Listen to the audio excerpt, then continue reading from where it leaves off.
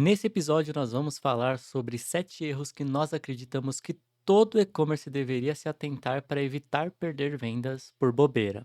Eu sou Kevin Quintino, especialista em otimização de e-commerces, e eu tô aqui com Rodrigo Xisté. Eu sou o Rodrigo Xisté, especialista em CRM e e-mail marketing. Bom, nesse episódio a gente vai discutir alguns erros que a gente nota em muitos e-commerces, são extremamente comuns e são até incrivelmente mesmo comuns, né? São erros até que a gente pode considerar que são erros bobos, mas às vezes não tão fáceis de identificar. E que com certeza fazem muitos desses e-commerces perderem uma quantidade absurda de vendas e às vezes eles nem se tocam, nem estão sabendo disso, né. Bom, a gente chegou nesse tema porque, justamente como eu mencionei, é brutal a quantidade de e-commerce que erra nisso e que deixa um dinheiro na mesa, e nosso objetivo aqui com esses conteúdos é justamente fazer com que os e-commerces cada vez mais amadureçam e deixem menos dinheiro na mesa. Para começar, vamos falar sobre uma das coisas que eu acredito que é as mais importantes e que funciona tanto para e-commerce quanto para marketplace, quanto para se você vende no Instagram, que seria a apresentação do produto, né. Então, a gente tem, por exemplo, falar sobre as imagens, vídeos, texto, marca. Na sua opinião, Xisté, o que que você acredita que você mais vê que as pessoas erram nessa parte? A apresentação de produto já vem de um e-commerce até mais antigo, né. Então eu tô falando de e-commerce há 20 anos atrás, você já via a diferença entre quando era um e-commerce que dava atenção e quando é aquela que a pessoa: "Não, eu só vou criar um site para ter o meu produto online". Então você sabia que a pessoa tinha um bom tratamento na apresentação de produto quando ele recortava as imagens de todos os produtos, deixava com fundo branco, um bom recorte, uma boa iluminação no Uhum. produto, então demonstrava bem esse produto. Então já começava por aí, e isso a gente fazia 20 anos atrás. Então a imagem do seu produto no mundo digital tem que ser, além de ser o mais próximo do que ele vai ser, do produto quando ele chegar para o cliente, ele tem que ser boa, ela tem que ter uma boa qualidade, ela tem que ter uma boa iluminação, ela tem que ser limpa, ela não pode estar, em com muito ruído, então você não pode pôr a primeira imagem do seu produto, uma imagem ambientada, porque ele tem que ser claro para a pessoa, ele tem que entender o que é aquele produto. Inclusive, hoje já é boas práticas para todas as lojas, para Google Shopping, para os próprios marketplaces, que a primeira imagem do produto seja a imagem do produto. Você vai ter ambientações, você vai mostrar esse produto como ele é utilizado, quais são os diferenciais, mas não na primeira imagem. Então já começa já o segundo parâmetro, né, ter várias imagens do produto. Você precisa explicar o máximo possível só pelas imagens do produto. Então o produto como imagem, depois o produto ambientado, depois as características, todas as formas de uso, se tem várias características de entrada, se tem várias características de peso, se tem tabela nutricional, você tem que ter todas as informações na sua galeria de imagens. Então eu acho que em termos de apresentação do produto, é a sua vitrine, são as imagens do seu produto. E hoje a gente tem que se atentar muito para que essas imagens também não sejam tão pesadas, porque a maioria das pessoas estão navegando via celular. Então, no celular, essas imagens também tem que carregar de uma forma boa. E aí, depois, um plus que você vai chegar em alguns outros tipos de e-commerce, que é até chegar por um GIF ou um vídeo ali na parte de galerias, mas que aí já não é necessário, não é um erro você não ter. Mas não ter imagem clara do seu produto, depois as imagens ambientadas, depois as imagens de uso do seu produto, é uma coisa que vai faltar bastante e vai te prejudicar bastante. Boa, concordo plenamente, né, a imagem é extremamente relevante, até tem aquele dado que é de marketplace, mas funciona igualmente para e-commerce, que muitas pessoas, 70% ou mais, tomam a decisão de compra com base nas imagens, por muito do que você disse, né, a qualidade da imagem. Às vezes você vende o mesmo produto que outra pessoa, mas só de você ter imagens melhores já traz uma sensação de, opa, isso aqui é oficial, ou então aqui eu tenho mais confiança de que eu vou ter o produto com maior qualidade.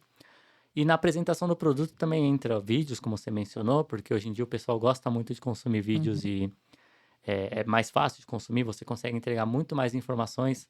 Se tem aquela frase lá que uma imagem diz mais que 1000 palavras, um vídeo então, uhum. quem dirá, né?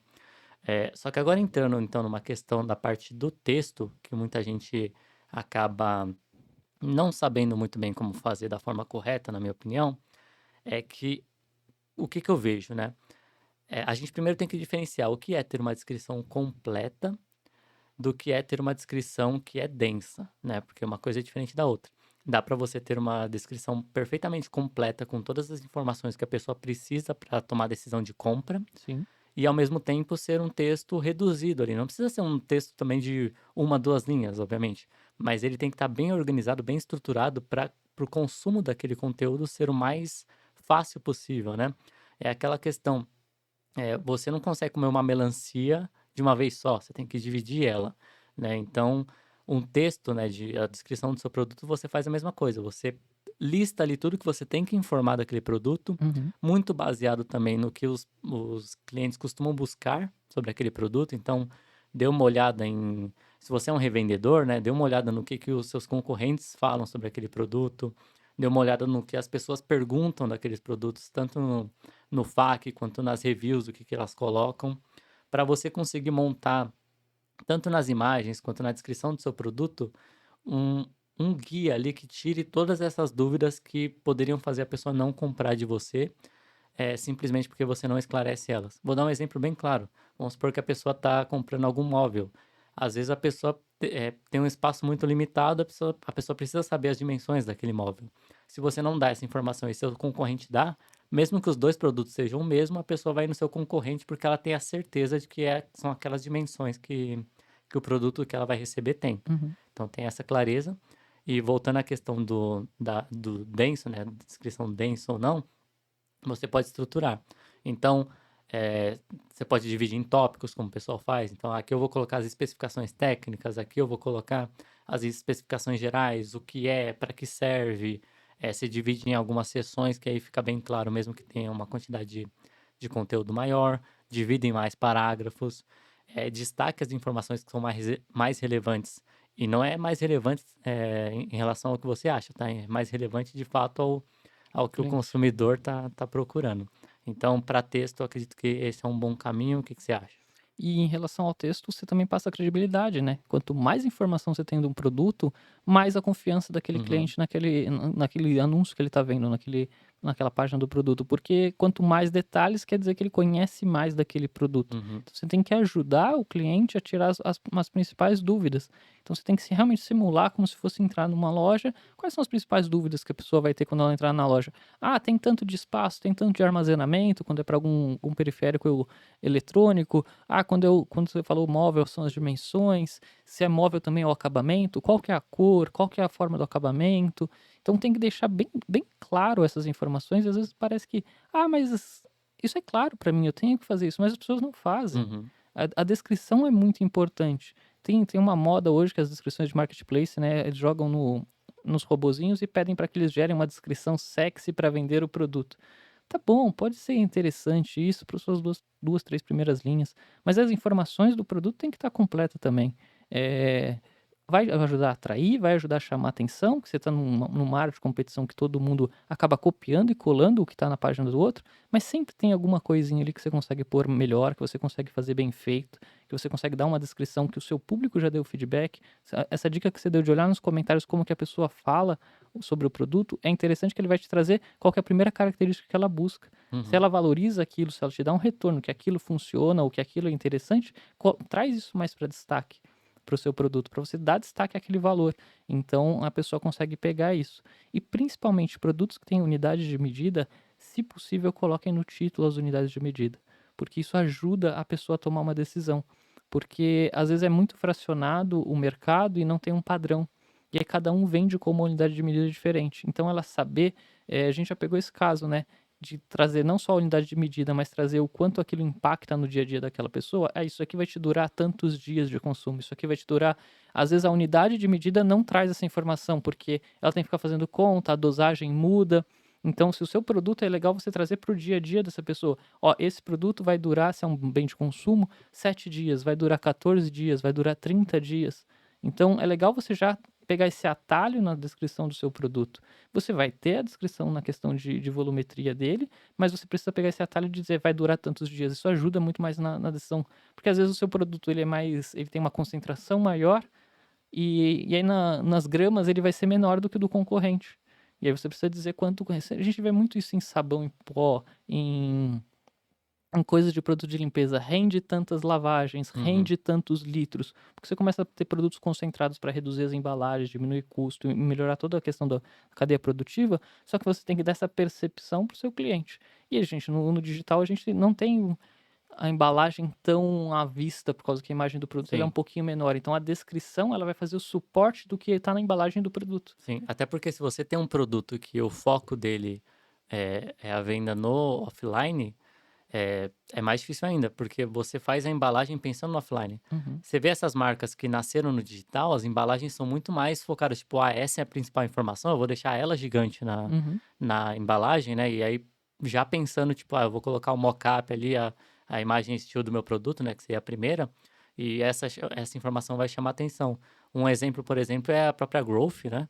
Que eles vendem um whey deles que na verdade é de 1 quilo. A maioria dos wheys, eles padronizam em 900 gramas, que é o que dura ali, se eu não me engano, 30 dias. uhum. Só que o da Growth, eles fazem de uma forma que é 1 quilo, né, 100 gramas a mais, e por isso dura 33 dias. Então, se você acessar a página deles, eles deixam isso bem claro, tipo, não, não é 900 gramas, é 1 quilo, dura 33 dias, não é 30 dias, sabe? Então, isso que você tem que considerar, porque às vezes seu produto é um pouquinho mais caro do que o concorrente, só que ele também rende mais do que o do concorrente. Uhum. Então a pessoa tem que estar claro isso para a pessoa, senão ela simplesmente vai falar, você é mais caro do que o concorrente se você não entregar essa informação. E uma coisa bem interessante é que quando você tem uma descrição que é completa e clara, e clareza eu trago muito do ponto de vista do cliente, porque às vezes tem um termo que você usa que é muito técnico, e aí você vê, tanto em reviews, por exemplo, como eu dei a sugestão, que as pessoas se referem àquilo com outros termos. Às vezes um termo muito mais popular do que o que você usa, né? Dá um exemplo claro, esponja de aço. O Uhum. pessoal vai chamar de bombril, entendeu? Aí no seu setor, no seu nicho, no produto que você vende, provavelmente também tem alguns termos que o termo técnico é um e o termo popular é outro. Sempre prefiro usar o termo popular e entre parênteses você pode colocar o termo técnico apenas para evitar ambiguidades ou confusões. Mas de você usar o termo popular, desculpa, você está se aproximando do consumidor e essa proximidade traz clareza para ele. Porque se você usa um termo técnico, a pessoa fica tipo, o que que isso quer dizer, sabe? A gente teve esse problema em, por exemplo, ômega 3, né? Alta concentração de EPA e DHA. Eu vi muitos casos de pessoas falando, eu não sei se é bom ou ruim, sabe? Porque a pessoa não sabe o que é EPA e DHA. Então, você dizer que tem alta concentração, a pessoa não sabe se é bom ou ruim isso, sabe? Tipo, tem que ter alta concentração mesmo ou melhor ter menos concentração? Então, sempre pense, porque a gente está muito enviesado. Pra gente é óbvio aquela Sim. informação. Então, sempre tente coletar o feedback de quem não está enviesado, né? De quem não passa o dia inteiro olhando para o seu produto, olhando para sua página. E isso vai ajudar você também a reduzir devoluções, porque as informações vão estar mais claras, Uhum. a pessoa vai comprar com mais certeza do que ela vai receber. Enfim, a satisfação dela com você vai ser maior e isso aumenta a recompra. Agora, um tópico super importante, ainda nesse ponto de apresentação do produto, e que muita gente ignora, é que no digital não basta você ser o melhor, você ter o melhor produto. Você tem que também parecer ser o melhor. Né? Às vezes tem muita gente que mete golpe por aí porque, apesar de não terem o melhor produto, eles conseguem vender de uma forma que parece que eles são a melhor opção. Uhum. Então a pessoa precisa sentir que o seu produto é o melhor e não apenas ele ser o melhor, porque até na compra a pessoa vai muito com base na emoção e a emoção é bem antes de entrar a racionalização, né, a parte lógica da coisa. Então, beleza, se chegasse na parte lógica, talvez você fosse a opção óbvia. Mas e se não chegar nessa parte? E outro concorrente já conseguiu cativar a pessoa com a parte emocional, e aí a pessoa já toma na impulsão ali, compra o produto do concorrente sem nem chegar a ponto de analisar a fundo e chegar à conclusão, né, racional de que o seu é melhor. Então você sempre tem que se preocupar não só em ter a melhor solução para o seu cliente, mas em conseguir mostrar para ele, fazer ele sentir que é a melhor opção. E isso vem muito do que a gente está comentando aqui, de ter uma comunicação clara, envolvente, falando a linguagem dele e mostrando o produto, às vezes, na prática, com provas e tudo mais. Tem mais algum ponto que você gostaria de adicionar nessa parte da apresentação do produto?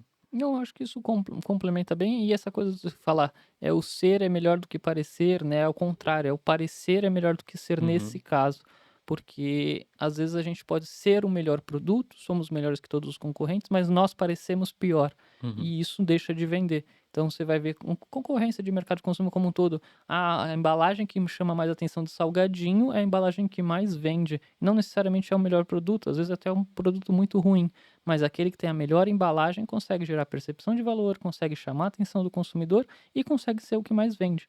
Então precisa parecer também no mundo digital. Não adianta você só ser o melhor produto, você precisa parecer o melhor produto para o seu consumidor, porque aí ele vai ter, além da percepção de valor, ele vai ter confiança para adquirir aquele produto. Perfeito. E você vê isso muito em marketplace também, porque é meio que padrão no marketplace incluírem uma das imagens do carrossel como sendo aquela imagem tipo compra segura, entrega rápida, não sei o quê. Ninguém garante que o que está escrito naquela imagem é verdadeiro. Sim. Muitas vezes até nem é. Só que o simples fato de ter aquela informação ali na imagem no carrossel de imagens do produto, né, aqueles selos que muita gente acaba falando, pô, mas esse selo não quer dizer nada, cara. Isso significa muito para muitas pessoas. Porque de fato, eles não garantem nada, né? Ah, entrega rápida, não garante isso. Ah, é compra segura, não garante isso muitas vezes. Mas o simples fato deles estarem ali já dão uma segurança a mais, uma percepção de segurança maior para a pessoa.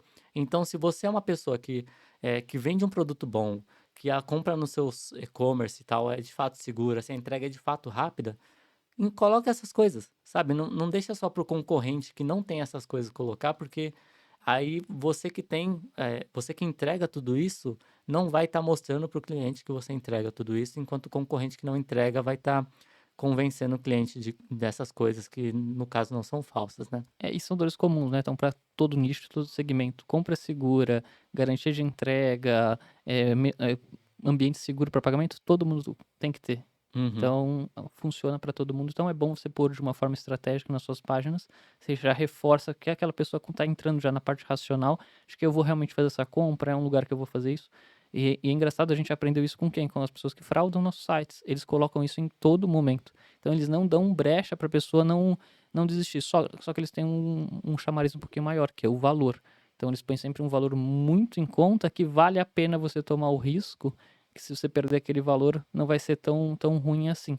Mas mesmo assim eles usam todas essas coisas. Tem uma boa descrição, tem um produto bem chamativo e tem todas essas coisas de selos e garantias de que você está fazendo uma compra num ambiente seguro. Sim, e hoje em dia tá até mais grave isso, porque antes o que que era uma coisa que trazia muita segurança? Ter uma pessoa famosa por trás ali da marca, né? Uhum. Sei lá, uma pessoa famosa no banner e tudo mais. Só que hoje em dia, com a inteligência artificial, a gente vê isso pela Growth, né? Eh, Eles sofrem muito com golpe, o pessoal pega lá o Renato Cariani, bota a IA dele falando da promoção lá, Sim. né? O deepfake, bota aquilo pra rodar e, pô, é, é aquele negócio, né? As pessoas confiam no Renato Cariani e aí vê ele falando lá, não consegue diferenciar se é uma IA, se é ele mesmo, e acabam acreditando e comprando, né. Então é aquilo, eh, o pessoal mal intencionado usa essas estratégias. Então nós que somos bem intencionados devemos usar elas com mais força ainda para meio que, mitigar a chance das pessoas irem para esse lado negro da força aí. Bom, agora indo para o segundo ponto aqui, é o processo de compra difícil, né? Isso aqui entra em vários subtópicos. O primeiro que eu gostaria de falar é sobre basicamente um e-commerce que não parece um e-commerce, que é bem comum até de encontrar isso. Você vai lá, cria seu e-commerce numa plataforma qualquer, e essa plataforma geralmente ela te dá a opção de mexer ali no layout, mexer em algumas coisas. O problema é que você muitas pessoas, muitos donos de e-commerce têm aquela visão de tipo, eu quero que o meu e-commerce seja diferente, seja Uhum. único, exclusivo. E ele vai lá, começa a mexer em várias coisas. Ah, não, eu não quero que a descrição do produto fique do lado direito, eu vou colocar do lado esquerdo, a imagem vai para o lado Uhum. direito. Ah, eu não quero que o carrinho fique aqui, o carrinho vai ficar lá embaixo. Ah, eu não quero, sabe? Ele vai mexendo em várias coisas que são padrões em qualquer e-commerce. E qual que é o problema disso? A pessoa vai entrar no seu e-commerce e ela não vai saber fazer as coisas. Tipo, ah, beleza, eu quero comprar esse produto. Ué, cadê o botão de compra? O botão de compra geralmente fica aqui. Onde que Uhum. eu acho ele agora? Ah, beleza, deixa eu ver aqui no carrinho se tá certo minha compra para eu ir pro pagamento. Ué, cadê o carrinho? Como que eu acesso meu carrinho? Então, quando você vai mexendo, vai fugindo do que já é familiar para a maioria das pessoas, do que já virou convenção, você tá, na verdade, adicionando atrito e um atrito ruim, né? Você tá meio que impedindo a pessoa que já quer comprar de comprar. E, obviamente, você não quer fazer isso, né? Então, um caminho que eu recomendo é olhe na a maioria dos e-commerces e o que for padrão, né, o que você nota que é padrão em todos os e-commerces, deixe daquele jeito. Ah, o botão geralmente é sempre em cima, deixa esse botão sempre em cima. Ah, o botão é sempre embaixo, deixa sempre embaixo. Não tenta reinventar a roda nessas coisas. Tem outras coisas mais importantes e mais impactantes, né, com menos risco também para você fazer isso. O que que você acha? É, como eu falei, e-commerce não nasceu hoje, nasceu de muito tempo atrás. Então, esses padrões que hoje a gente observa e vê todo mundo usando, tem um porquê por trás de tudo isso, porque muita coisa foi testada. Então, lá quando a gente começava a fazer websites, fazia sites de conteúdo, e aí nasceu a vertente de comércio eletrônico, se testaram várias coisas para ver as coisas funcionando. E a gente tem que dividir bem o que que é um site experimental, onde o produto faz parte de ter um experimento e ele pode ter uma compra por trás, do que um e-commerce mesmo, que é uma loja virtual. Você diferenciando isso e sabendo aonde você quer jogar, as coisas funcionam de formas diferentes. Então, por exemplo, no setor automobilístico, você vai ver muito mais sites experimentais, porque a venda é muito difícil de ser feita online. Praticamente não tem como fazer online, por questão de valores, por questão de escolhas, garantir que o cliente saiba o que ele está comprando. Então, os sites eles tendem a enromar muito mais para um experimental e fazer um pedido ali, que depois ele vai ter Uhum. que confirmar com alguém, do que uma compra completa. Quando a gente está falando em jornada de compra, a gente está falando da jornada de compra completa, sem intervenção humana. Então, essa pessoa vai ter que entrar no site, escolher o que ela quer, ir para o seu carrinho, fazer o pagamento e depois vai receber sua compra em casa. Essa jornada de compra tem que ser fluida. É mais ou menos como os mercados agora aqui no Brasil estão começando a testar o autoatendimento. E aí já uma coisa que já não deu errado, o autoatendimento já tem que ter um funcionário do supermercado ali para ajudar. Por Uhum. quê? Porque o processo de compra não está fluido. A pessoa vai na gôndola, pega os produtos, mas na hora que ele vai fazer o pagamento, tem um problema de detectar se a pessoa passou o produto, se não passou, enfim. Isso tem que ser fluido. Imagina você no mundo digital, também não pode ter esse atrito. Então, sua jornada de compra tem que ser bem fluida. E aí os padrões, eles vieram surgindo ao longo do tempo. Não é uma coisa de ontem, não fui eu que defini, não foi o Kevin que definiu. O que melhor deu certo ao longo do tempo com todas as pessoas. E entra no que a gente falou num outro episódio, a curva de aprendizagem do seu cliente. Se você está querendo que ele tome uma decisão pelo seu produto, a coisa que você menos quer é fricção nesse processo. Você não quer que ele tenha que aprender a comprar online. Ele já compra online, ele já consome online.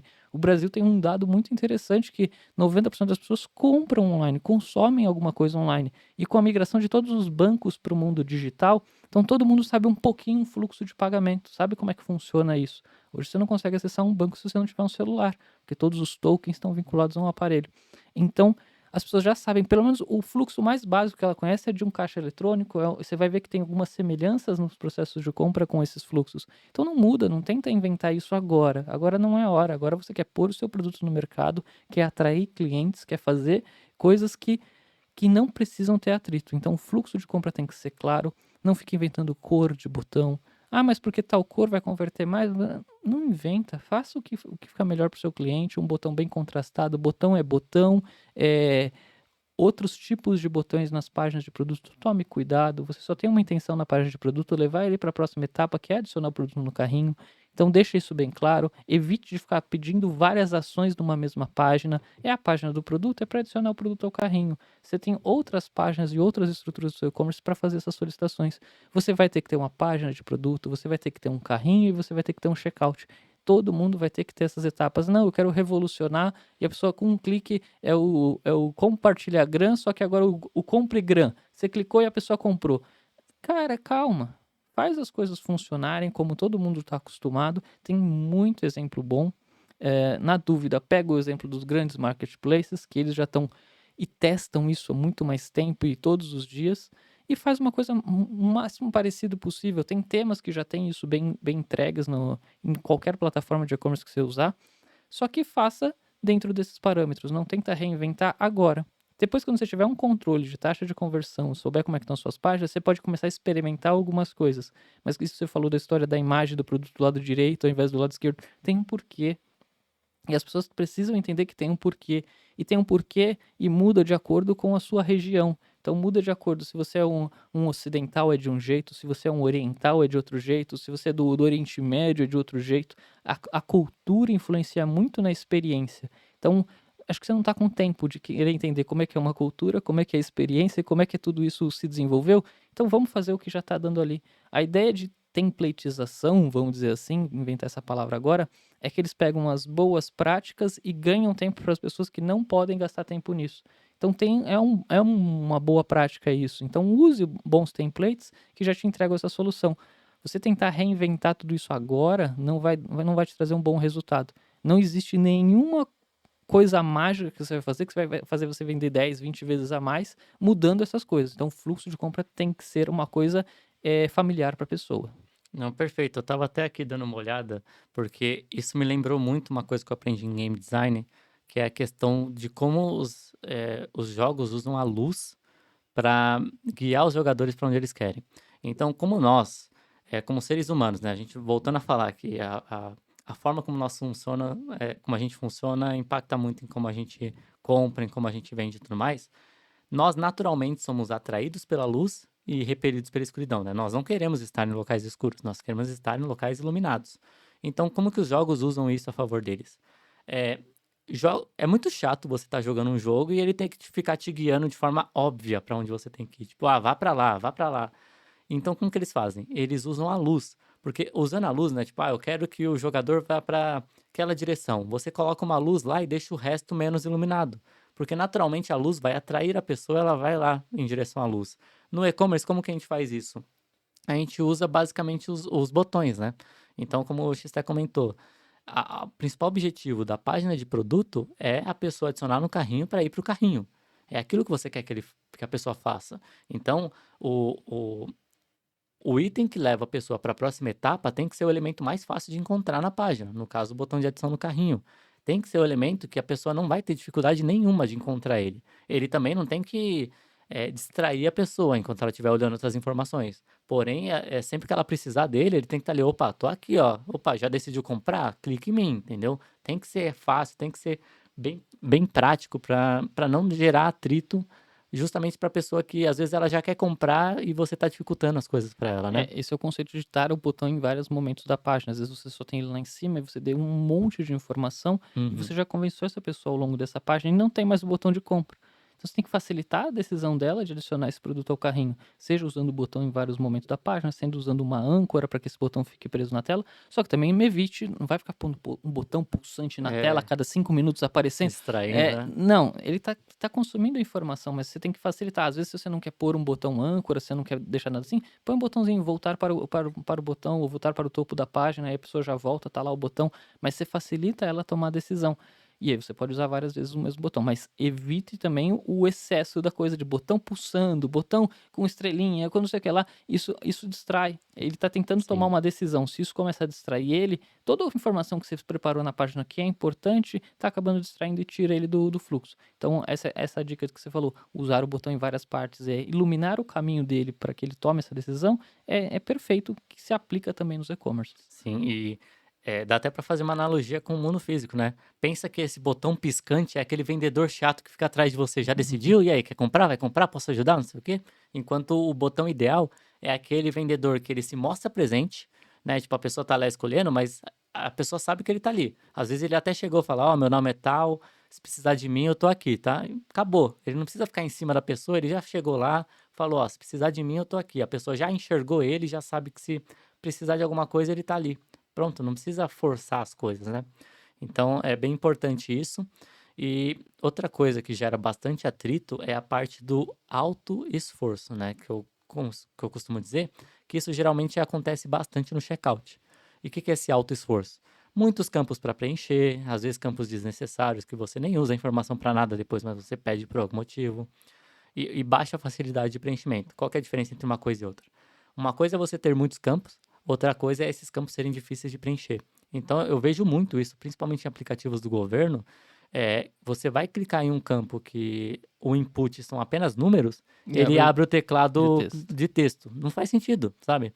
Bota para abrir o teclado que mostra apenas os números, sabe? Porque fica muito mais fácil para a pessoa digitar ali, muito mais rápido, menos esforço. Ou é um campo de data de nascimento e você abre o calendário. É, É uma experiência terrível, porque você tem que voltar vários anos, aí você não acha, cada dispositivo tem um E calendário e de um é e jeito. olha que engraçado, né, porque em teoria, né, tem uma certa correlação, né, de que quanto mais velha a pessoa, mais dificuldade em interagir com a tecnologia ela tem.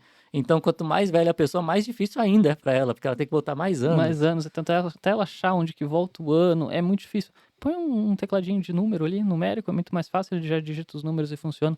Então, parece simples, parece falando assim: "Nossa, é óbvio isso, eu vou fazer isso ontem". Abre o seu e-commerce hoje, vai nos seus campos de formulário e vê se não está tudo como texto. Porque é uma coisa que às vezes passa tão batido da gente fazer essa configuração, mas que ajuda muito na experiência. E são essas coisas invisíveis que aí melhoram taxas de conversão, que melhoram a nossa venda, sem que a gente. Eu sempre falo que assim, né? É importante ter pessoas inteligentes na nossa operação, porque elas dão conta desses detalhes. Aí quando a gente não tem pessoas inteligentes na nossa operação, ou quando não tem ninguém fazendo isso, esses detalhes todos passam. E aí você vai ver, tem uma pilha de coisinha que você pode fazer que vai melhorar a sua experiência, vai melhorar o seu lucro e você não faz.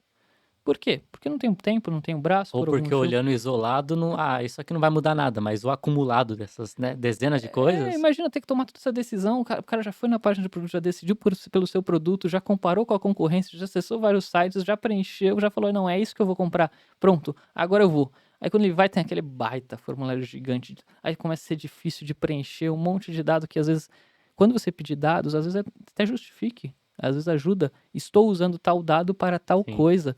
Aí você já tira o outro, ele fala: "Ah, pra que ele está me pedindo esse dado?". Então é aquela coisa que você fez do CPF para sua nota fiscal, ao invés de você pedir o CPF, qual documento eu vou pôr na sua nota fiscal, entendeu? É o CPF que você está pedindo, mas você explicar o que você está pedindo e para Uhum. que aquilo vai ser usado, ajuda a pessoa a tomar uma decisão mais rápida. Tem até um estudo que foi feito, um experimento que foi feito, que o Robert Cialdini ele fala no começo do livro lá do Armas da Persuasão, que o simples fato de você dar um motivo para algo aumenta a chance da pessoa concordar. Então, ele fez o experimento numa fila, a pessoa chegava numa fila e perguntava: "Eu posso ir na sua frente?" Só falava isso. A maioria das pessoas falava: "Não, por quê?" Tipo, "Não, espera na fila aí".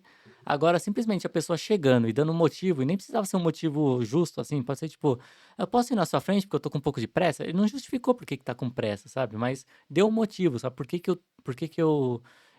porquê que eu gostaria de estar na sua frente. E só de você dar um motivo, muitas pessoas cediam, sabe? Justamente porque tinha um motivo, mesmo que o motivo não seja tão relevante assim. Uhum. E aí você explica o motivo disso e ajuda a pessoa, tira essa trava dela. "Ah, beleza, você me explicou o porquê, se eu aceitei ou não, pouco importa, é natural da gente as coisas terem motivo, a gente deixa passar". Então ajuda a essa questão. E aí, voltando à questão dos formulários, do que você pede, do que você faz, a pessoa já decidiu o que ela quer comprar. Então tenta deixar a melhor experiência possível nesse momento, que você sabe que você vai ter que pedir muita informação, você no mínimo tem que pedir o endereço dessa pessoa. Então é a rua, é o número, é o complemento, é o CEP, tudo isso tem que estar muito bem preenchido para te evitar um problema de erro de Uhum. entrega. Então deixa tudo isso muito bem separado, muito bem visual. Verificar também, né? Porque é muito comum, às vezes você deixa a pessoa colocar o que ela quiser lá, ela vai colocar a rua errado, o número errado, depois vai dar problema lá na frente. Põe tratamento nos seus formulários, tenta deixar eles claro que não gerar atrito no preenchimento, né, não só aceito letras maiúsculas, não, não, não. Tenta deixar de uma forma boa a experiência desse cliente, mas já aproveita, porque ali é o momento também de você tirar dúvida. Você colocou o número de telefone e você tem que pedir o DDD, então presta atenção que você tem que fazer esse tratamento e ver se está com DDD, se sabe a quantidade de caracteres que tem que estar ali. Então pede essas coisinhas técnicas. Minha plataforma tem isso. Normalmente as plataformas já têm, é só você configurar e deixar tudo acertado. Se as plataformas não têm, você pode negociar com eles e pedir uma coisa ou outra. É muito provável que já tenha, porque muita gente precisa, tá? É só você se atentar que dá para configurar e dá para usar. E só peça o que é extremamente necessário. Extremamente necessário. Eu preciso do endereço da pessoa, o nome da pessoa e o CPF. Pede só isso. Preciso de um e-mail para fazer um login, para ela poder fazer um acompanhamento do pedido. Ótimo, pede isso também. E pede em fases. Deixa claro o que você está pedindo e quais as fases. Então, tem muita gente que às vezes prioriza fazer o cadastro primeiro dela no e-commerce para depois finalizar a compra. E aí, casos e casos, tá? Cada um vai ter que descobrir o seu. Eu às vezes prefiro que a pessoa finalize a compra no seguinte etapa. Ele coloca todo o endereço, coloca as informações fiscais e depois eu faço um cadastro. Você quer acompanhar a sua compra com um cadastro? Aí você faz o cadastro. Você não quer acompanhar com um cadastro? Você acompanha através desse link ou dessa outra forma que você vai fazer. você tem que ver o que faz mais sentido para o seu negócio, mas deixa tudo separado. Aqui é a hora do cadastro, aqui é a hora do endereço, aqui é a hora das informações fiscais e de pagamento, porque fica mais fácil para a pessoa saber o que ela tem que fazer. E evitem, aí é um contraintuitivo, né, a área de marketing brigando com a área de produto, você tentar apressar a pessoa nessa hora. Eu sei que você vai querer colocar countdown para a pessoa pagar, porque o Pix vence em 15 minutos, não sei o que lá, mas isso é na hora do pagamento. Na hora que ela está preenchendo o endereço, que ela tem que pôr as informações dela, evite você mexer e colocar um cronômetro ali que ela tem. Aumenta a chance dela errar, né? Você tem 5 minutos para concluir essa compra, senão vai dar erro. Faz isso aparecer só na hora que ela tá ali na hora do pagamento. Você tem que testar, tem que ver como é que funciona, mas evite, tem que saber qual que é o seu público também. Se o seu público tem mais dificuldade na parte digital, você tem que usar isso com mais parcimônia. Se o seu público já é mais nativo digital, você pode explorar um pouquinho mais, mas a área de marketing e produto tem que estar sincronizada, Sim. porque é uma hora importante, é a hora que você vai ter as informações e isso vai te evitar um monte de problema. Entregar um produto num endereço que não existe é muito problema. E como você está fazendo uma interface que vai ser aplicada para todo mundo da sua loja, isso aumenta em escalas que você pode depois, quando você deu muito certo no seu tráfego, no sua atração de novos clientes, gerar um problemão para sua expedição. Então, tem que equilibrar essa parte para que esse fluxo faça sentido e também não te gere um problema no pós-compra. Sim, e aí tem uma coisa bem interessante, né? Uma frase bem legal que a facilidade de uso ela pode ser invisível. Ou seja, se seu processo de compra está funcionando redondinho, ninguém vai chegar lá para elogiar. Mas quando ele não tá, todo mundo vai perceber e vai falar: putz, mano, isso aqui tá difícil, eu vou pro concorrente, né? E você tem que considerar sempre que você tá competindo com talvez a coisa mais desleal possível, que é o Mercado Livre, a Amazon ali, que a pessoa compra com um clique. Porque ela já comprou outra vez, já tem todos os dados dela. Ou seja, ou ela compra no seu e-commerce, tendo que preencher um monte de informação e tudo mais, ou ela compra no vizinho ali que ela aperta um botão. Olha com quem você está competindo. Então, deixe o processo o mais simples possível, né? Mínimo de esforço, peça apenas os campos essenciais e, de preferência, também facilite na próxima vez que a pessoa voltar a comprar de você para ter um preenchimento mais automático, né? E um hackzinho para o começo, deixa bem fácil um canal de atendimento de WhatsApp. Vai ser ouro para você descobrir onde é que estão seus gargalos, onde é que estão suas oportunidades. Na página do produto, no carrinho, no checkout, deixa ali o botãozinho do WhatsApp, ele te chama. Claro, você atenda também. A gente falou isso numa dos outros erros aqui de dores, mas deixa fácil um canal de atendimento, porque aí o seu cliente mesmo vai sempre te apontar. Sim, Como você não tem tantos braços para ficar de olho em todas as plataformas e tantas ferramentas monitorando, o seu cliente na hora ele vai falar: olha, eu tô tentando comprar e não tá entrando o campo tal. você já Que, resolve. que vai ser muito difícil você pegar no dia a dia, porque às vezes um campo cai, se o seu campo tem validação de CEP ele pôr o endereço automático, se caiu a integração com a plataforma XYZ, você não vai saber isso no dia a dia, porque isso pode cair, ficar intermitente, depois Uhum. voltar. Então deixa ali um contato fácil para o seu cliente, logo que ele tiver um problema e você ficar de olho nisso, aí você já vai conseguir corrigir, já vai Sim. conseguir tomar uma ação, acho que ajuda bastante nesse, É nesse até um item momento. que a gente vai entrar daqui a pouco, né, a questão do atendimento.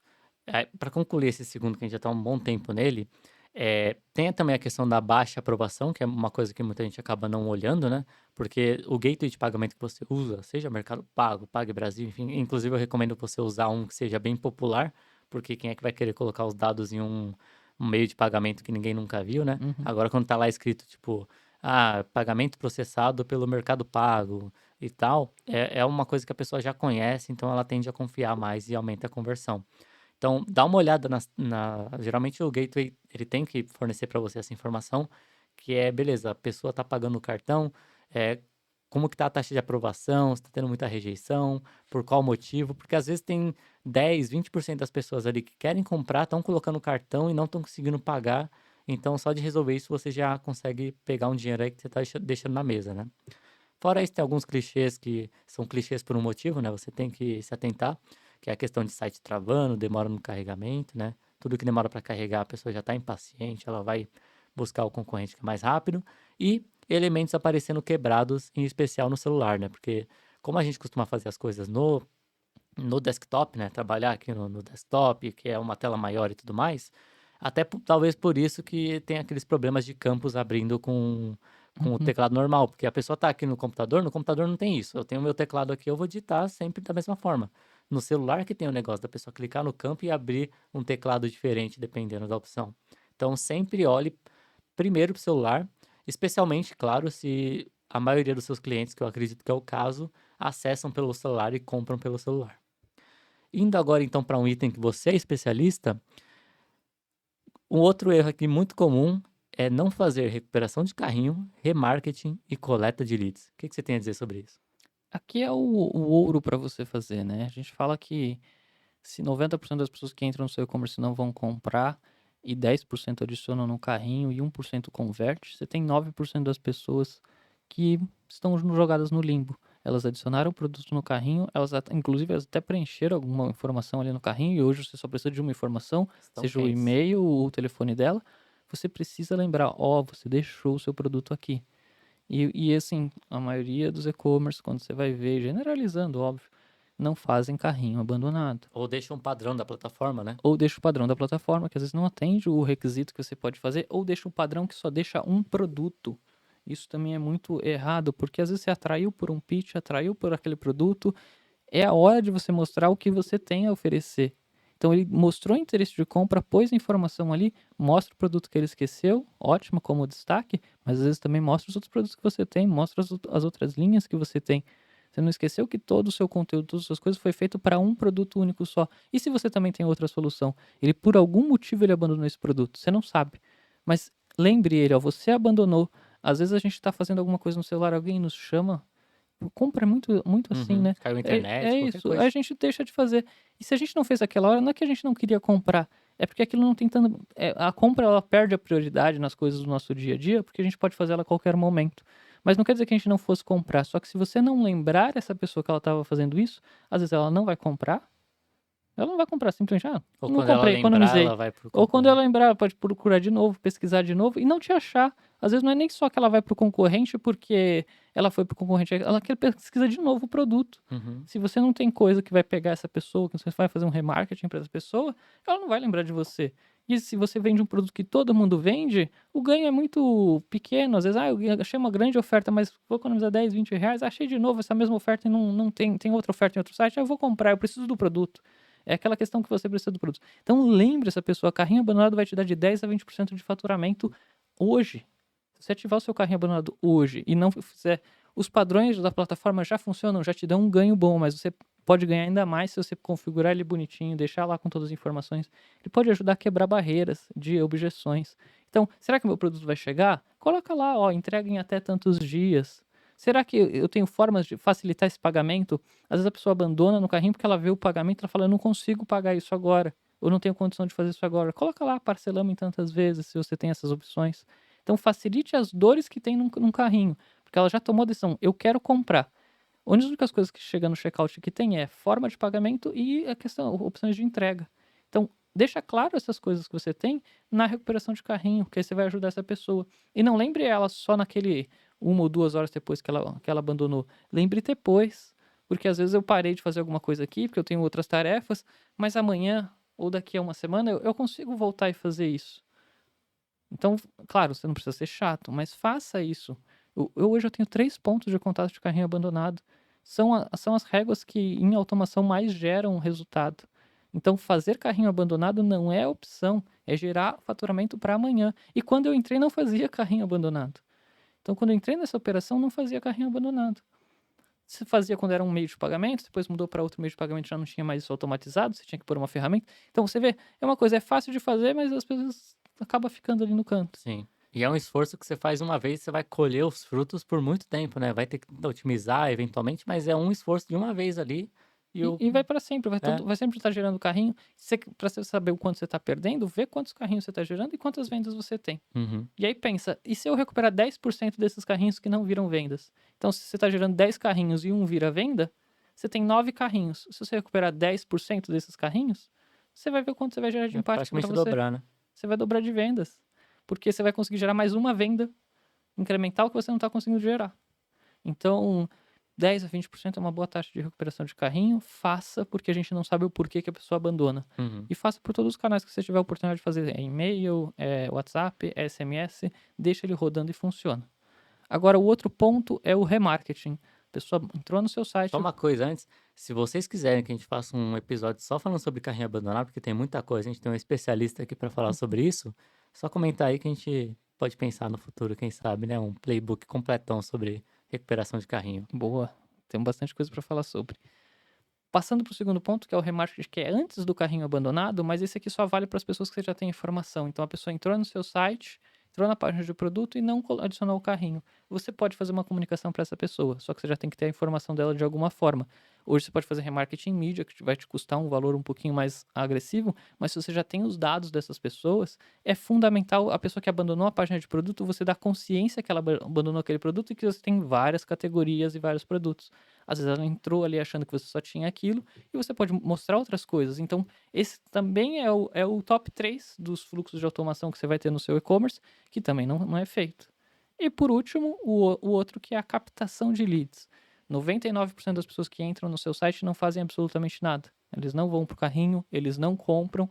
Então você tem que captar essas pessoas de alguma forma, seja com um cupom especial, seja com primeira compra, seja com uma roleta, seja com um pop-up dando uma condição especial para essa pessoa. E não precisa ser nada extraordinário que você já não faça. Frete grátis, quer resgatar o cupom de frete grátis nas compras acima de R$ 150?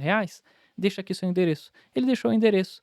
A partir do princípio que você tem esse lead, que você capturou esse lead, você consegue fazer outras coisas. Você consegue fazer o remarketing, você consegue alimentar suas plataformas de mídia, mas é importante você captar essa informação dessa pessoa, captar o lead mesmo. Porque com esse lead você consegue abrir janelas de coisas que você não faria antes sem ter o lead. Então você vai alimentar todas as suas plataformas de mídia com esse lead, vai alimentar públicos semelhantes e vai fazer uma comunicação para esse lead, seja por e-mail, seja por WhatsApp. Então você vai ter como ativar e você vai ativando esse seu lead depois com seus conteúdos. Então quando Sim, você vai fazer um disparo, 99 caiu lá no seu site, você capturou 10% disso, então se você tem 10 mil pessoas visitando o seu site por mês, você capturou 10%, você capturou 1.000 pessoas. sim. Em um ano, você tem 12 mil pessoas que demonstraram algum interesse no seu produto para você ficar aquecendo e virar seu futuro cliente. Então, ajuda muito isso. E é muito barato fazer isso para você não fazer. Aonde que você vai conseguir o dado de 12 mil pessoas interessadas no seu produto? E você não precisa fazer nada extraordinário. Então, faça essas coisas. Então, você vê que é bem faseado, né? Um é quando a pessoa só caiu no seu site e não adicionou no carrinho, o outro é a pessoa que já adicionou o carrinho e a outra pessoa que abandona o checkout. Sim, Então, cada etapa dessa vai ser praticamente o 80-20 da sua operação de CRM. Hoje, em termos de faturamento, essas três etapas representam 80% do que a gente faz de receita numa operação. Ah, e os outros 20%? Os outros 20% é mais trabalhoso. É campanha, é ativação, é recompra ativa, é uma série de outras coisas. Mas só de fazer isso deu condição para a gente fazer as outras atividades. Então é aquilo que perfeito. vai fazer o seu colchão de faturamento. Você falar, agora eu vou dar uma atenção para essa área, vou trazer uma pessoa para cuidar de CRM na minha empresa. Então quando você não faz nada disso, você fala, isso não gera receita. Então quando você traz isso, vai te trazer um incremento de 10, 20% na sua receita, você vai falar, ó, agora justifica o custo. Eu trazer uma pessoa, trazer uma ferramenta, trazer uma plataforma, trazer serviços para me ajudar nisso. Mas não fazer isso e do começo mesmo, operações que estão começando já a fazer isso, já é aquela vendinha que às vezes quando você está começando é uma vendinha por dia, 2 vendas por dia, no seu mês esse canal vai te dar metade disso, vai te dar 1/3 disso, vai te ajudar, te dar mais ânimo no dia a dia, que vai Uhum. te trazer uma venda incremental aí que você não esperava. E você já pode fazer hoje. Shopify já tem isso nativo, todos os outros meios de checkout já tem isso nativo. Então você consegue já fazer isso por elas com custo zero. Perfeito. E a gente falou bastante isso no episódio do guia completo, né, do funil do e-commerce, porque é bem o que você comentou, né? A gente vai perdendo as pessoas ao longo do caminho. A gente comentou bastante no episódio sobre isso. Então, super relevante. A gente vai provavelmente falar mais pra frente também, em outros episódios sobre a recuperação de carrinho, coleta de leads e tudo mais. Indo pro quarto item, então, seria não considerar o ecossistema digital. E o que que seria esse ecossistema digital? Você se engana muito se você acha que a pessoa, quando está comprando de você, ela está apenas no seu e-commerce. Ainda mais se ela está comprando pela primeira vez. É muito comum mesmo, a pessoa ter dúvidas, né? Primeiro, se você é uma marca confiável, se você existe, se ela vai receber o produto, se o seu produto funciona ou não. Então, essa pessoa, você acha que ela está com uma aba aberta no navegador ali, que é o seu e-commerce. Não, cara.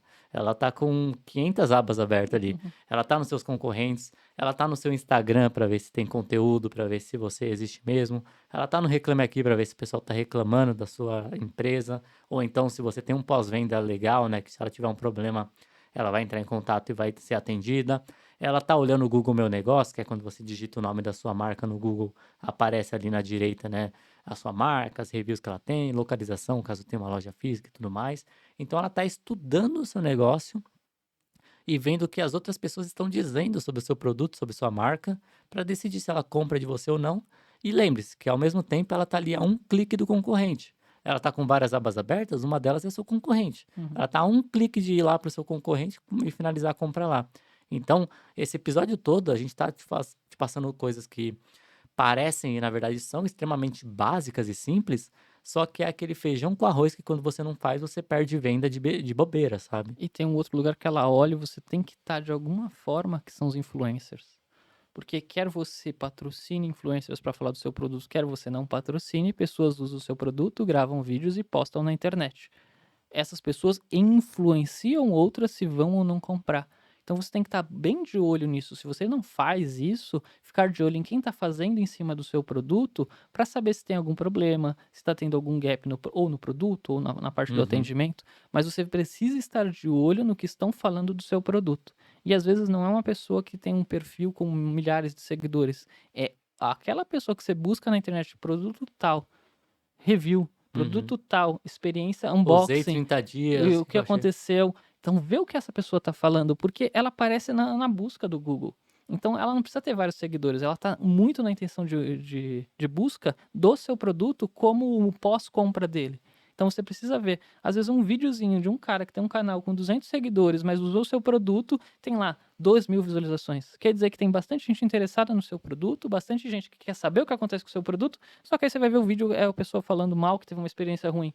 Então você perdeu de potencial 2.000 futuros clientes que buscaram aquela pessoa para saber, ah, funciona ou não, é bom esse produto, é bom ou não é, como é que é.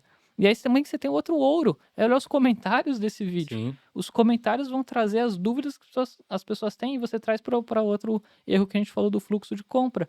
Se deixar bem claro tudo isso.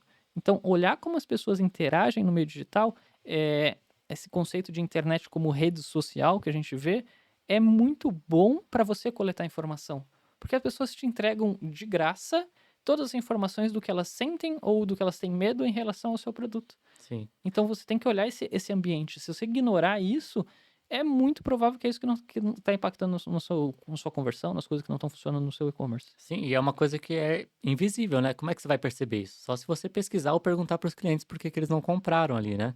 Que é bem difícil. Então, não é porque a pessoa, às vezes, sei lá, um vídeo, a pessoa tá falando mal do seu produto, você vai lá, vai processar ela. Não é assim também, sabe? Ela tá te dando um feedback sobre o produto. A maioria desses vídeos, mesmo quando eles falam mal, não é mal intencionado. Não. As pessoas estão, na verdade, querendo ajudar outras pessoas a tomarem uma decisão boa. Então, você, partindo do pressuposto que você tem um produto bom, né? Porque se você tem um produto ruim, não tem como você reclamar que a pessoa tá falando mal. Agora, partindo do pressuposto que você tem um produto bom, você, mesmo que a pessoa fale mal, você chegar lá com o seu perfil oficial e falar, putz, sinto muito que você tenha tido essa experiência, estamos entrando em contato para, sei lá, fazer a troca do produto, para não sei o quê. Cara, mesmo que a pessoa caia no vídeo, veja a pessoa falando mal, ela vai olhar os comentários, porque geralmente é isso que a pessoa faz, ela não para no vídeo, ela olha os comentários também para ver o que, que outras pessoas estão falando. Se as pessoas concordam com o que o criador está falando, discordam, enfim, ela vai ver seu comentário lá, falando isso, ela fala, opa, beleza, o cara teve um problema, mas vai que é um caso pontual, Uhum. né? Então, olhe muito bem para isso, estimule as pessoas a gravarem esses conteúdos, porque vai te ajudar a conseguir novos clientes também, é uma forma de aquisição gratuita. E se o vídeo for bom, você pode até considerar trazer ele para sua página de produto, sabe? Porque é um vídeo, esses criadores eles são maravilhosos em criar conteúdo sobre o produto, porque eles sabem exatamente o que que as pessoas querem saber, porque eles são compradores, sabe? Tipo, Uhum.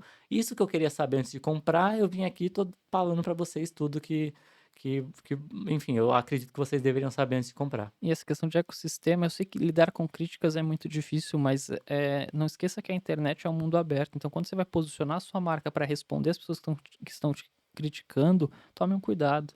Eu já vi muitas marcas dizer, não, meu produto é excelente, você não sabe o que você está falando.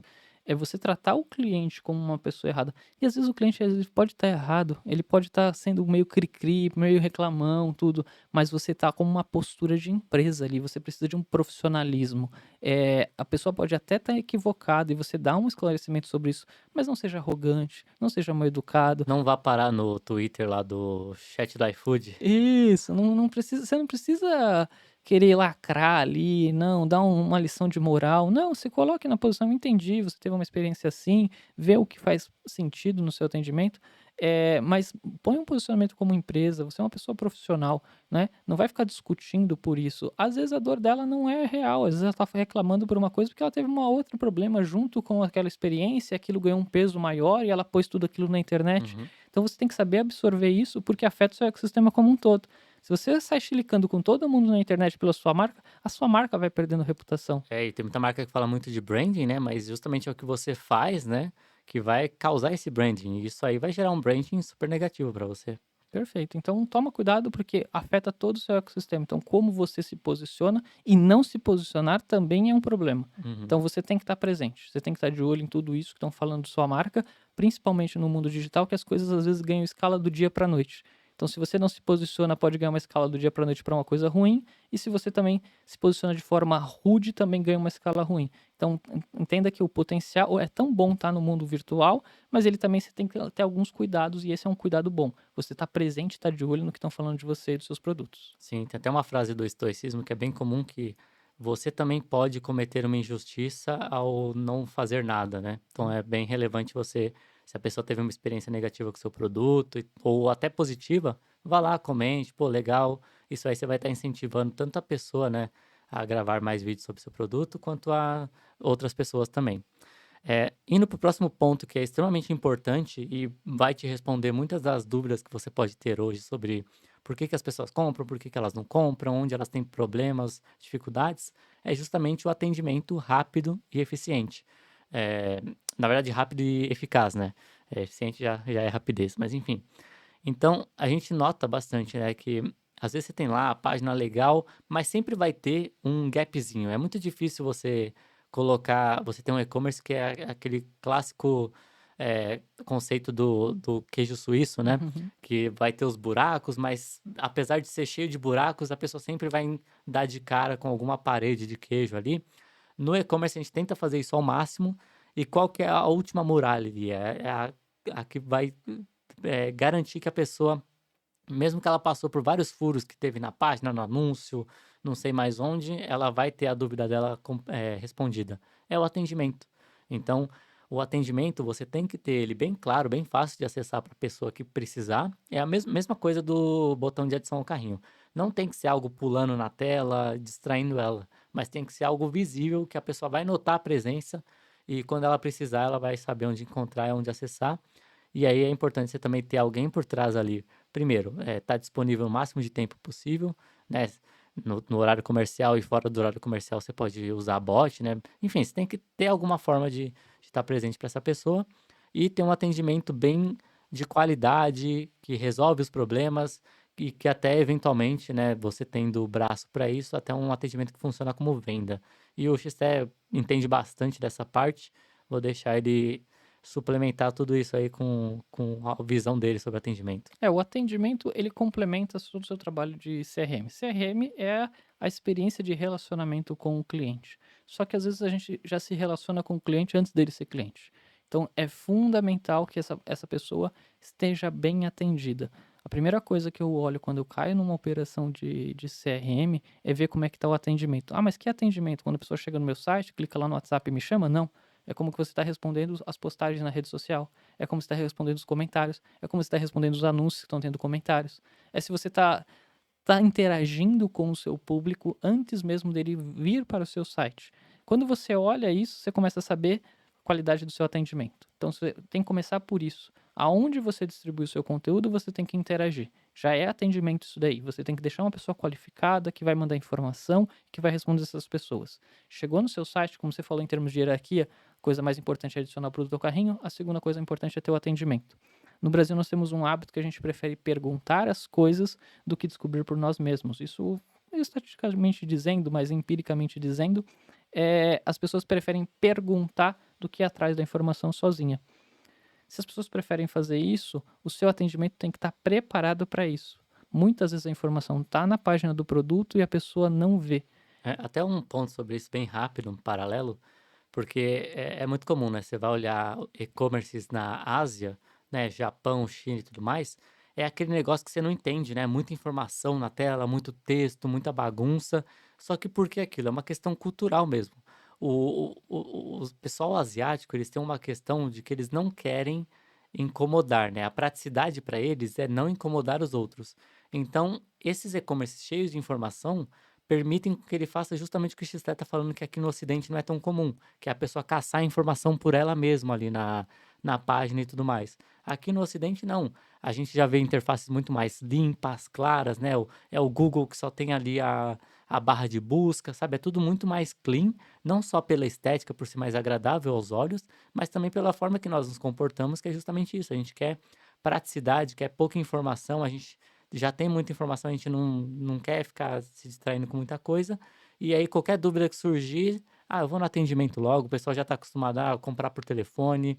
E às vezes é até bom, porque às vezes, vamos supor que seu público geralmente é um público mais velho, que a gente já comentou, que é uma correlação, né? Quanto mais idosa a pessoa, maior a dificuldade que ela Uhum. costuma ter com a tecnologia. Se você oferecer a opção dela comprar por WhatsApp, comprar pelo telefone, vai ser ótimo para ela e você não vai perder essa venda. E aí você tem que facilitar esse atendimento. Então, quando ele te chamou no atendimento, ele já está querendo tirar uma dúvida. Então, você já tem algumas dúvidas que são as mais comuns que tem. E às vezes ele já quer uma coisa que às vezes pode estar na página do produto, pode estar bem explicado. Então, você tem que deixar esse seu atendimento ágil. E ágil é tempo de resposta, infelizmente. Não adianta, qualquer operação de CRM, quando você fala parte de vendas, é tempo de resposta. Então, se a pessoa te mandou uma mensagem, você consegue responder essa mensagem o quanto antes, é maior a probabilidade dela dar seguimento na conversa. Se você deixar a conversa lá mais de um minuto, é um minuto, esse é um nível da coisa, a pessoa já esqueceu, já está fazendo outra coisa, já está respondendo outras pessoas, porque ela foi para o canal de atendimento, ela foi para o WhatsApp, que ela tem uma porrada de mensagem, um monte de gente chamando. Então, você tem que dar agilidade. E se vai ser isso automatizado via robô, ou se vai ser isso com pessoa, você vai ter que decidir na sua operação e no momento de maturação. Mas não deixe uma mensagem morrer parada. E é muito característico as pessoas mandarem um bom dia, um tudo bem. Então, além de morrer a mensagem, morre o canal, morre num bom dia que você nem sabe o que ela queria. Uhum. Então deixa alguma coisa que destrave esse bom dia, que já dá o próximo passo. Mas também não deixa uma receita lá, não, ó, nós só atendemos de tal horário, não sei o que lá, não sei o que lá, não, se você quer saber sobre tal, me mande todas as informações. Calma, é uma conversa. Uhum. Deixa isso uma boa experiência. E não é difícil hoje, tem muita coisa nativa funcionando. Então, abre lá o canal de atendimento. Antigamente você fazia canal de atendimento pelo quê? Formulário de contato, me mande um e-mail. Então, cada canal se espera um tempo de resposta. Se você manda um e-mail, você espera de 1 a 2 dias de tempo de resposta. Se você entra num chat instantâneo, Uhum. que é o WhatsApp, você espera uma resposta instantânea. Então, se você tem a opção do chat instantâneo, dê uma resposta instantânea. Eu não vou ter, eu vou colocar só um canal de e-mail. Você vai cair com as suas conversões, saiba disso, dependendo do seu público. Sim. Então, você tem que saber que você está assumindo isso. Não dificulte, é aquilo que o Kevin falou, facilite as atuações da pessoa. Você está precisando de venda, você está querendo crescer, põe um canal de atendimento instantâneo. Você também pode ter um atendimento via e-mail, que é um problema que às vezes pode ser alguns problema que não seja relacionado à compra imediata. Mas deixa esse canal instantâneo e responda, principalmente no horário comercial e fora do horário comercial, dê andamento para a conversa, seja a informação que você vai precisar para prestar o atendimento no dia seguinte. Já antecipa essas coisas, porque o seu atendente vai agradecer você. Todas essas conversas estão pendentes de ontem fora do horário comercial, mas eu tenho todos os dados do cliente. Se é um problema com o cliente. Se é um problema para virar um futuro cliente, aí ele vai ter que responder alguma dúvida, que aí tudo bem. Mas você já deixa essa dúvida pronta, porque ele já vai atrás da informação, já traz e já manda para a pessoa. Ao invés de ele mandar oi, tudo bem, fulano? Você entrou em contato no nosso site ontem, o que eu posso te ajudar? Ele já vai com a informação Uhum. pronta, ele já vai no próximo passo. Esses ajustezinhos, como a escala é muito grande, te traz um impacto muito bom. Então, atendimento, ele é fundamental. Você pensa que você é um site, ele é frio. Então, quando ele fala com alguém, por mais que seja por um texto, já é um contato mais, a proximidade mais humana que você vai ter do seu Sim. cliente. Então, o atendimento tem que ser humano, não existe. É um robô que faz. Esse robô vai ter que se comportar como um humano. E é humano no sentido, ele resolve o meu problema. Então, tem um exemplo excelente que fui renegociar minha conta de água, porque eu me mudei e veio uma conta de água de mais de R$ 1.000. Se eu fosse fazer isso via fornecedor de águas aqui de São Paulo, que é a Sabesp, via telefone ou via atendimento físico, isso ia me levar horas para fazer. Porque você passa por um monte de atendimento, um monte de transferência. Eu entrei no site, vamos ver se eles têm um atendimento humanizado, automatizado? Tem, tinha lá um chatbot em 5 minutos, eu renegociei, fiz o parcelamento, ele me mandou os boletos e estava tudo resolvido. Sim. Isso é que quer dizer humano. Não é que é humano que precisa ter uma pessoa, quer dizer que é humano que você pensa na pessoa. Eu preciso solucionar o meu problema da maneira mais fácil. Então, isso é ser humanizado. Imagina num fornecedor de água do estado de São Paulo que tem mais de 14 milhões de clientes. É necessário automatizar isso. Não tem gente suficiente para atender todas as pessoas. Então, se você falar que 1% das pessoas vai ter problema com a sua conta de água, olha o tamanho desse universo que você está falando. Você está falando de 140 mil pessoas procurando atendimento todo dia. É muita gente. Então você precisa deixar isso automatizado, mas sem perder a humanidade. Solucionou o problema de forma rápida. Então, o atendimento que você vai ter no seu site tem que ser, né, nessa pegada, e você vai ter muitos resultados e frutos para colher disso. É muito trabalho. Porque muitos desses contatos não vão virar venda e você vai achar que você está gastando tempo. Mas é um trabalho que hoje vai refletir na sua marca amanhã. Então vale muito a pena investir nisso. Não, perfeito. São pessoas que estão quentes ali, né? E às vezes a pessoa, você tá o dia inteiro focado em trazer mais pessoas para o seu e-commerce, lá no topo do funil, pessoas frias ainda, sendo que tem um monte de pessoa ali super quente querendo comprar que você não tá dando atenção, né? Então é até um pouco difícil de entender o que acontece em alguns e-commerces. Indo pro próximo item aqui, é uma coisa que a gente comenta em quase todo episódio, que é a questão da quebra da expectativa, né? Não entregar o que promete. É um erro absurdo e ele pode acontecer em várias etapas do funil, acho que até em todas elas é possível que você cometa esse erro. Então, seja no anúncio, no e-mail marketing, no próprio produto, você prometer algo, você tem que entregar aquilo. Então, se você promete algo no anúncio, a pessoa vai clicar no anúncio, ela quer enxergar algo que confirme aquilo que ela viu no anúncio na próxima etapa. Se no e-mail marketing você diz que está tendo uma promoção, ela quer acessar a página e ver aquela promoção. Às vezes acontece de você mandar a pessoa para uma página, a promoção até existe, mas a promoção para ativar ela tem que fazer um código ali do GTA, cara, ela não vai conseguir, né? Até no produto, então, se você promete que o produto vai resolver alguma coisa ou vai funcionar para determinada pessoa, cara, tem que funcionar, entendeu? E no atendimento, é comum isso também, às vezes a pessoa, para gerar a venda, o e-commerce faz atendimento, mas para gerar a venda ele promete coisas que o produto não faz, de fato. Aí você vai comprar o produto, aí só depois vai ver, putz, não resolve, sabe? Aí a pessoa vai ficar muito brava com você. Vai ser o contrário do que aconteceu com o X-Tech, que é muito comum a gente ver isso em e-commerce. A pessoa às vezes está muito frustrada por algum problema, só que se o atendimento for bom, rápido, eficaz, a pessoa vai sair satisfeita. Olha que negócio, você transformou uma pessoa que estava muito brava em uma pessoa satisfeita com a sua marca, que vai defender a sua marca, né, em relação ao atendimento. Então, o que você acha sobre isso? Porque eu acredito que é muito aquela frase, né? Under promise e over deliver, né? Ou seja, você promete menos do que você realmente entrega e não o contrário. Você não quer prometer mais do que você entrega porque isso é ruim. Agora, quando você promete menos e surpreende entregando mais do que você prometeu, aí é facinho pro XT depois fazer recompare da sua marca. Com certeza. Ajuda bastante para recompra depois se a pessoa teve uma boa primeira experiência ou as experiências contínuas, né?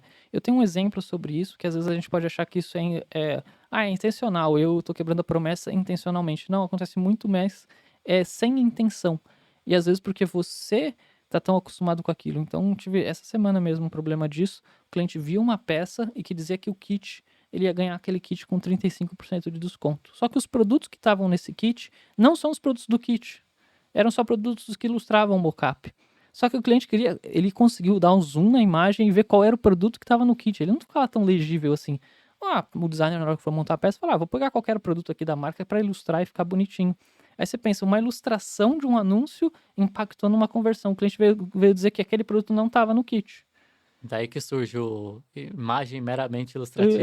Imagem meramente ilustrativa, que também não adianta nada. A pessoa espera que aquilo esteja na página do produto e aí vira propaganda enganosa e pode gerar até um problema para você. Você está dizendo que tem um kit com aqueles produtos que estão aparecendo na imagem. A imagem é meramente ilustrativa. Então muda a imagem. Mostra os produtos que vão estar no kit. Mostra as coisas que estão sendo contempladas na página do produto. Então, às vezes não é intencional. Você, passou uma peça de design. Como que você, né? Você está cuidando da sua operação, uma peça de design que a Uhum. pessoa fez. afeta, afeta. Então você Sim, quebrou a expectativa nisso. Então evita de fazer isso, não precisa. Às vezes a gente faz para ser mais rápido, para fazer a peça, eu vou pegar as fotos que eu tenho melhor aqui, não é o que está dentro do kit, não. Use as imagens que ilustrem aquilo que a pessoa vai receber. Então tem essa questão de quebra de expectativa, às vezes ela não é intencional, às vezes ela passa no dia a dia da operação e ela pode ser sem a intenção de fazer isso, mas que quebra a expectativa e o cliente sim. está esperando isso. Ah, é um cliente no universo de vários? Sim, mas é que esse cliente, se ele comprar e não receber aquilo que ele viu na imagem, é uma propaganda enganosa, isso vai gerar um problema para você. Perfeito. E o relacionamento com os clientes é muito, muito parecido com relacionamentos, por exemplo, amorosos, né? Eu digo isso porque é, é muito comum no mundo dos relacionamentos amorosos, quando você está ali conhecendo uma pessoa, você quer que aquilo dê certo, a pessoa também pode querer que aquilo dê certo, e aí você acaba, talvez alguma coisa que você não gosta muito na pessoa, você acaba relevando, alguma coisa que, vamos supor, a pessoa gosta sei lá, de jogar vôlei. Aí você, do dia pra noite, putz, virou jogador de vôlei, né, tipo, porque você quer Sim, mostrar pra aquela pessoa que você é compatível com ela. Só que qual que é o problema de você gerar uma expectativa errada? A pessoa vai gostar de você porque, putz, nossa, ele também gosta de vôlei, não sei o quê. Só que aí depois o relacionamento vai, acontecendo, vão se passando os meses e eventualmente vai falar: "Opa, você mentiu pra mim, você não gosta de vôlei tanto assim", ou às vezes até não gosta nada de vôlei. sim. Então é a mesma coisa com o cliente. Você pode até conseguir gerar a venda, mentindo pra ele, enganando, gerando expectativas erradas, mas é um relacionamento que tá fadado a não durar muito. E pode acabar de uma forma até bem ruim pra você, com processos, com, a pessoa falando mal da sua marca e não é isso que a gente quer, então tome bastante cuidado com isso. Entrando aqui então no último item, que seria poucas opções de compra, eu trouxe até alguns dados aqui, porque essas poucas opções de compra eu não estou falando de opções de produto, tá? Isso geralmente é até bom que você não tenha tantas assim. Mas eu levantei alguns dados aqui, ó. 59% dos consumidores já abandonaram uma compra porque o método de pagamento desejado não estava disponível.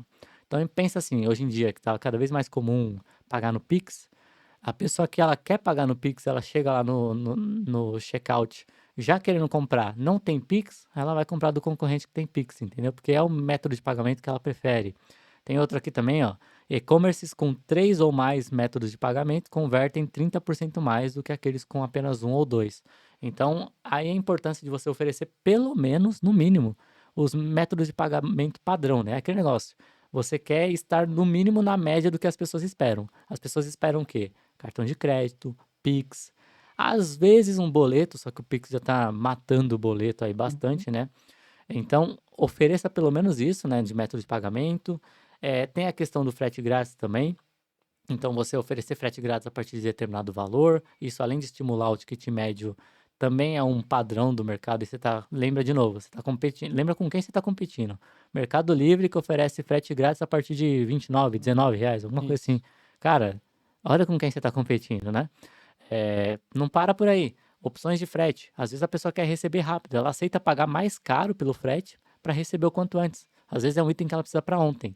E você está competindo novamente com quem? Mercado Livre que entrega em um dia. Então, olha essas coisas, né? Embalagem para presente. Pô, você vende livro? Beleza. Olha o que a Amazon faz. Você vai comprar o livro ali físico, a pessoa fala: "Ah, quer que eu já embale aqui para você?" Oh, perfeito. Você bota um custo ali adicional e embala para presente para a pessoa. Então você tem que muito considerar o seu produto e também o que as pessoas vai encontrar no seu concorrente. X-Tech, o que você tem a dizer sobre isso? Eu não tenho muito a acrescentar, é bem isso que você falou. Aí sai um pouco do seu controle e você tem que dar as opções para o seu cliente. Você dá as opções, deixa ele escolher. Você duas ou três opções ali, mas deixa que ele escolha. Não é você que vai determinar qual que é a melhor forma que ele vai pagar, qual que é o frete que ele vai escolher. Dê a opção. Ah, não, mas eu tenho um frete grátis aqui que entrega em 2, 3 dias. Mas se eu quero pagar para receber em um dia?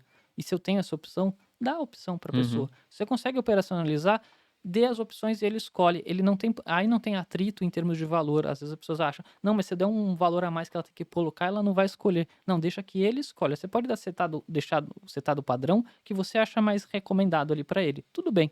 Mas dê as opções, isso vai tirar um atrito bem grande de você. Não é você que tem que tomar essa decisão. É o racional agora. A pessoa vai tomar a decisão do que ela melhor acha pro caso dela. E como você não sabe como são todas as pessoas, é melhor você deixar ali várias opções, porque assim a pessoa já toma essa decisão mais rápido. Perfeito. Então, para resumir aqui esse episódio, né? Você aprendeu várias coisas, né? Só passando de novo por cada um dos pontos, só para você lembrar todos. Primeiro, a gente falou sobre a apresentação do produto sem clareza, que é um erro bem comum. Processo de compra difícil. Segundo, De terceiro veio a não fazer recuperação de carrinho, remarketing ou coleta de leads. Por quarto, a gente falou sobre não considerar o ecossistema digital. Em quinto, vem o não tem atendimento rápido e eficaz. Em sexto, vem não entregar o que promete, né? A quebra da expectativa. E por último, essas poucas opções de compra, né? Método de pagamento, frete grátis e tudo mais. Resumindo, né? Se eu pudesse resumir aqui de uma frase bem curta, né? Seu e-commerce ele é um vendedor, então ele tem que vender bem e não errar no básico, né? Ele tem que se comportar muito como um vendedor mesmo, de tirar dúvidas, de estar ali para fazer aquela venda consultiva quando necessário e de não ser aquele vendedor que enche o saco. Ah, faça meu cartão, ah, compre agora, não sei o quê. Não. Ele tem que estar ali para ser uma venda bem fácil de fazer, mas sem forçar a pessoa. E por que que eu digo que é mais importante você não errar no básico do que você ter uma estratégia mirabolante?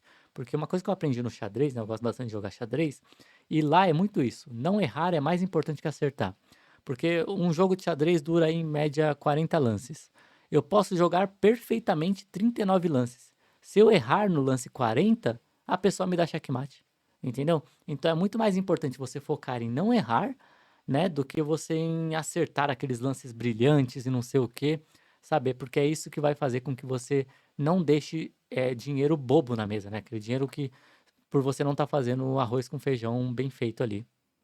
É todo dia é uma venda nova. Então, zere todo dia. Eu sei que é chato, é ruim. Você vende um dia excepcional, que você vendeu muito, o dia seguinte começa do zero. Então tenha esse aprendizado do dia a dia, vale muito a pena. E essas 7 coisas que as pessoas não fazem é por exatamente achar que o que eu fiz ontem já vendeu tudo o que eu precisava vender para o resto do mês. E não é. Todo dia é um novo dia. Então comece e olhe bem com atenção essas coisas, que todo dia é um dia que começa do zero. E aí você faz um dia novo. É um dia que quando você tem um dia ruim, é um dia para você fazer um dia bom. E quando você tem um dia bom, para você fazer mais um dia bom. Então pense que você sempre tem uma nova oportunidade no dia seguinte. Tá tudo certinho? Então, seu dia vai ser bom. Não tem alguma coisa que não tá boa ali, você já vai conseguir detectar. Faz um checklist, bate essas coisas, vê se tá tudo certo. Ah, tá tudo certo, então o problema não tá no básico. Mas aí você já sabe o que fazer. Já sabe para onde tem um norte. Já começou o seu começo do dia, viu que não tá bom. Você olha essas coisinhas.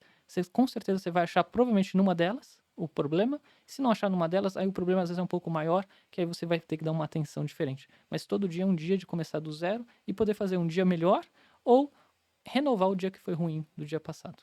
Perfeito. E com certeza só de fazer isso você já vai estar na frente aí de metade, pelo menos metade, talvez mais do que metade dos seus concorrentes. Então eu espero que você tenha gostado bastante desse episódio, que tenha sido bem útil para você, gerado bastante valor. Para me encontrar nas redes sociais, você pode procurar por @Kevin Quintino no Instagram, no LinkedIn, no YouTube também é só pesquisar Kevin Quintino que você deve me encontrar. E para encontrar o Xté, Para me encontrar é só procurar Rodrigo XT, XTH, você me encontra em todas as redes sociais. perfeito. Não esqueça de conferir os outros episódios e se inscrever para acompanhar também os próximos episódios. Um abraço e boas vendas. Até mais.